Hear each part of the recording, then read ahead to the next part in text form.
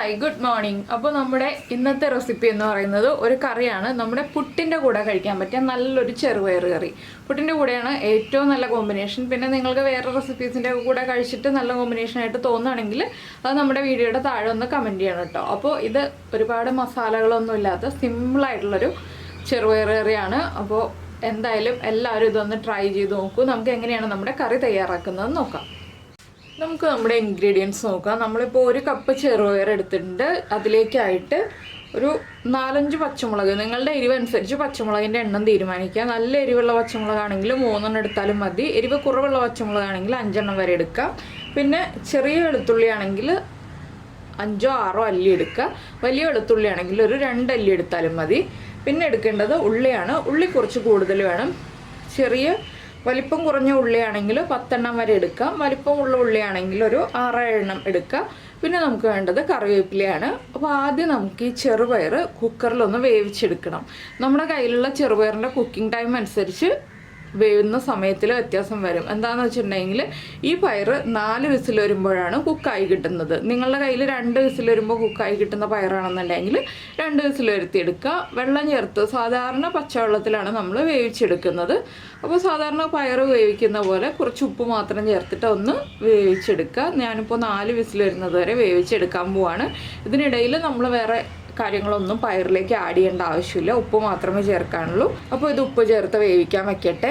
ഈ സമയത്ത് നമുക്ക് ഈ ഉള്ളി ഒന്ന് റൗണ്ടിൽ കട്ട് ചെയ്ത് വയ്ക്കണം. പച്ചമുളക് ഒന്ന് റൗണ്ടിൽ കട്ട് ചെയ്ത് വയ്ക്കണം. വെളുത്തുള്ളി ഒന്ന് റൗണ്ടിൽ കട്ട് ചെയ്ത് വയ്ക്കണം. പിന്നെ കുറച്ച് തേങ്ങാപ്പാൽ പിഴിഞ്ഞെടുക്കണം. തേങ്ങയുടെ 1-ാം പാലും 2-ാം പാലും വേണം. 1-ാം പാല് ഒരു 1/2 കപ്പും 2-ാം പാല് 2.25 കപ്പുമാണ് വേണ്ടത്. അപ്പോൾ അതനുസരിച്ച് നമ്മൾ തേങ്ങാപ്പാൽ റെഡിയാക്കി വയ്ക്കുക. അപ്പോൾ ഇതെല്ലാം ചെയ്തു വെച്ചിട്ട് നമുക്ക് ബാക്കി നമ്മുടെ കറിയുടെ പരിപാടി നോക്കാം. ആദ്യം ചെറുപയർ വേവിക്കട്ടെ.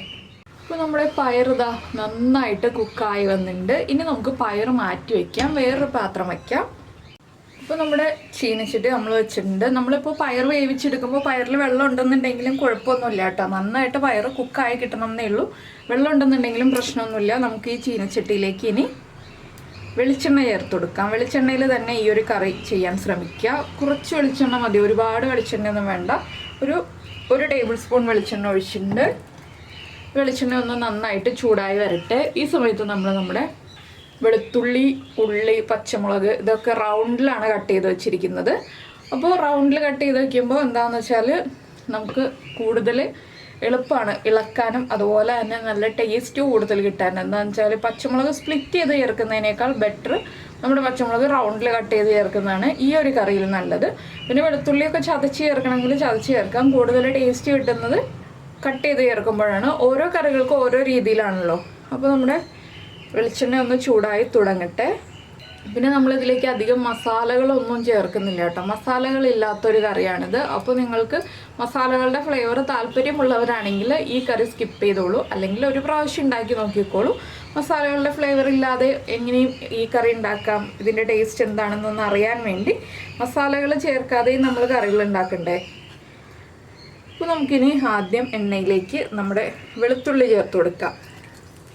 വെളുത്തുള്ളിയുടെ ഫ്ലേവർ നമ്മുടെ എണ്ണയിലേക്ക് ആദ്യം പിടിച്ചു വരണം. അതുകൊണ്ടാണ് നമ്മൾ എണ്ണ നന്നായിട്ട് ചൂടാകുന്നതിന് മുന്നേ തന്നെയായിട്ട് വെളുത്തുള്ളി ചേർത്ത് കൊടുക്കുന്നത്. വെളുത്തുള്ളിയുടെ കളറൊക്കെ ഒന്ന് ചെറുതായിട്ട് ചേഞ്ച് ആയി വരുന്നത് വരെ നമ്മളൊന്ന് ഇളക്കി കൊടുക്കുക.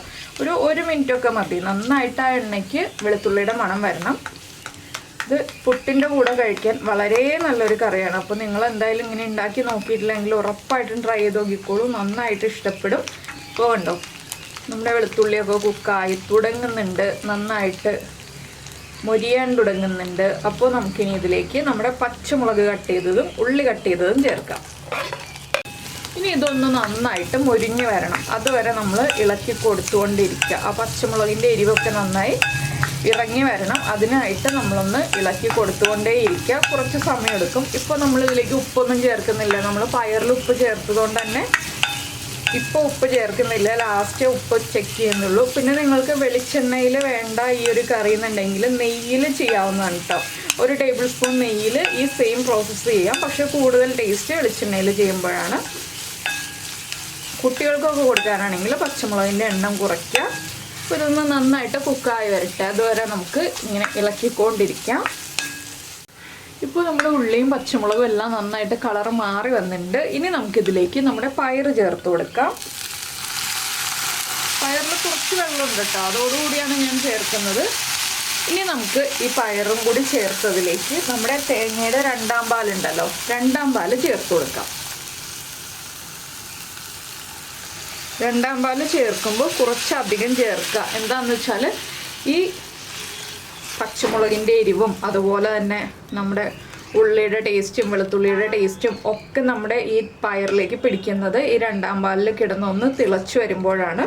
അപ്പോൾ നമ്മൾ 2.25 കപ്പാണ് രണ്ടാം പാൽ എടുത്ത് വെച്ചിരുന്നത്. ആ 2.25 കപ്പ് തന്നെ ചേർത്ത് കൊടുക്കുക. ഇനി ഇതൊന്ന് നന്നായിട്ട് തിളച്ച് ഒന്ന് കുറുകി വരണം, അതുവരെ വെയിറ്റ് ചെയ്യുക. ഒരു 5 മിനിറ്റ് ഒക്കെ എടുത്തിട്ടുണ്ടെങ്കിൽ നന്നായിട്ട് തിളച്ച് കുറുകി വരും. മാക്സിമം ടൈമാണ് ഞാൻ 5 മിനിറ്റ് പറഞ്ഞത്. അപ്പോൾ ഇതൊന്ന് തിളച്ച് കുറുകി വരട്ടെ. അപ്പോൾ നമ്മുടെ പയർ കറി ഇതാ ഒന്ന് കുറുകി വന്നിട്ടുണ്ട്. ഒരു 5 മിനിറ്റ് ആയി തിളച്ചുകൊണ്ടിരിക്കുന്നു. ഇനി ഫ്ലെയിം കുറച്ച് വയ്ക്കുക, ലോ ഫ്ലെയിമിൽ വെച്ചിട്ട് നമുക്കിതിലേക്ക് ഒന്നാം പാല് ചേർക്കാം. അപ്പോൾ നിങ്ങൾക്ക് അധികം ഗ്രേവി വേണ്ട എന്നുണ്ടെങ്കിൽ ഒന്നാം പാല് കുറച്ച് ചേർക്കാം. ഞാനിപ്പോൾ കുറച്ചധികം ഒന്നാം പാല് ചേർക്കുന്നുണ്ട്. എന്താണെന്ന് വെച്ചാൽ കുറച്ച് ഗ്രേവി ഉള്ള രീതിയിലാണ് ചെയ്യുന്നത്. ഇനി വേഗം തന്നെ ഇളക്കുക, ഫ്ലെയിം ഓഫ് ചെയ്യുക. ഇതിലേക്ക് നമുക്കിനി കുറച്ച് കറിവേപ്പിലയും കൂടി ചേർത്ത് കൊടുക്കാം. ഇത്രയേ ഉള്ളൂ നമ്മുടെ പയർ കറിയുടെ പരിപാടി. വളരെ എളുപ്പത്തിൽ കഴിഞ്ഞു. അപ്പോൾ എല്ലാവരും ഇതൊന്ന് ട്രൈ ചെയ്ത് നോക്കുക. പുട്ടിൻ്റെ കൂടെ നല്ല കോമ്പിനേഷനാണ്. അപ്പോൾ എല്ലാവരും പുട്ടിൻ്റെ കൂടെ ഉണ്ടാക്കി കഴിച്ചിട്ട് അഭിപ്രായമൊക്കെ പറയാം കേട്ടോ. അതുപോലെ തന്നെ നിങ്ങളുടെ കമൻസൊക്കെ അറിയിക്കുക. ലൈക്ക്, ഇഷ്ടമായ റെസിപ്പി ആണെങ്കിൽ ഒന്ന് ലൈക്ക് ചെയ്യാൻ മറന്നു പോകരുത്. പിന്നെ നമ്മുടെ ചാനൽ ആദ്യമായിട്ട് കാണുകയാണെങ്കിൽ നമ്മുടെ വീഡിയോ പ്രസൻറ്റ് ചെയ്യുന്ന രീതിയൊക്കെ ഇഷ്ടമായി എന്നുണ്ടെങ്കിൽ നമ്മുടെ ചാനൽ ഒന്ന് സബ്സ്ക്രൈബ് ചെയ്ത് സപ്പോർട്ട് ചെയ്യണേ. സബ്സ്ക്രൈബ് ചെയ്യുന്നതിന് ഈ വീഡിയോയുടെ താഴെയുള്ള റെഡ് സബ്സ്ക്രൈബ് ബട്ടൺ ഒന്ന് ക്ലിക്ക് ചെയ്യുക. അതിൻ്റെ റൈറ്റ് സൈഡിലുള്ള ബെല്ലൈക്കണും ക്ലിക്ക് ചെയ്യുക. അപ്പോൾ ഓൾ എന്ന് പറഞ്ഞിട്ടൊരു ഓപ്ഷൻ കാണാം. ആ ഓളും കൂടി പ്രസ് ചെയ്തിട്ടുണ്ടെങ്കിൽ ഞാൻ എപ്പോഴും വീഡിയോ അപ്ലോഡ് ചെയ്യുമ്പോൾ നിങ്ങൾക്ക് നോട്ടിഫിക്കേഷൻ വരും. അപ്പോൾ ഇത് കണ്ടോ, ഇപ്പോൾ കുറച്ച് ലൂസായിട്ടുള്ള ഗ്രേവിയാണ്. ഇത് കുറച്ച് സമയം കഴിയുമ്പോൾ ഒന്ന് കുറുകി വരും കേട്ടോ. അപ്പോൾ എന്തായാലും എല്ലാവരും ട്രൈ ചെയ്ത് നോക്കുമെന്ന് വിചാരിക്കുന്നു. നമുക്ക് നമ്മുടെ അടുത്ത റെസിപ്പിയുമായിട്ട് അടുത്ത ദിവസം വീണ്ടും കാണാം.